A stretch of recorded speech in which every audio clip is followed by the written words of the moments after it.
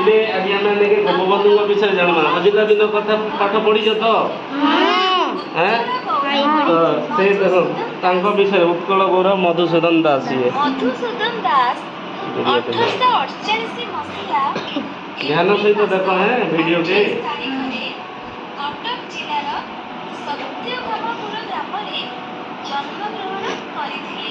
केउठारे जन्मग्रहण करथिले सत्यभामापुर सत्यभामापुर रे पिताଙ୍କ ନାମ ଚୌଧୁରୀ ରଘୁନାଥ ଦାସ ଓ ମାତାଙ୍କ ନାମ ପାର୍ବତୀ ଦେବୀ।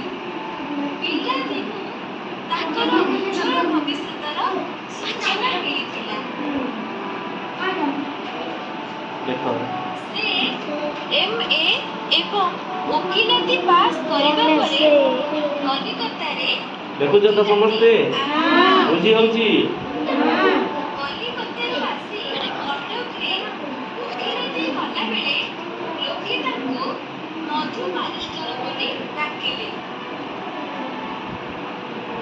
ସେ ଉତ୍କଳ ଟାଟାରୀ ଓ ଓଡ଼ିଶା ତାରକସୀ କାମ ନାମକ ଦୁଇଟି ଶିଳ୍ପାନୁଷ୍ଠାନ ପ୍ରତିଷ୍ଠା କରିଥିଲେ। ଏହି ବରପୁତ୍ରଙ୍କର 1934 ମସିହା ଫେବୃଆରୀ ମାସ 4 ତାରିଖରେ ଦେହାନ୍ତ ହୋଇଥିଲା।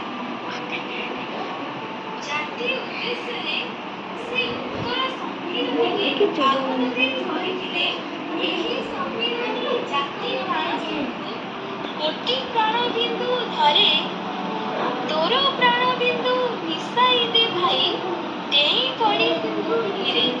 ତାଙ୍କୁ ଉତ୍କଳ ଗୌରବ ଭାବେ ସମସ୍ତେ ସମ୍ମାନ କରୁଥିଲେ।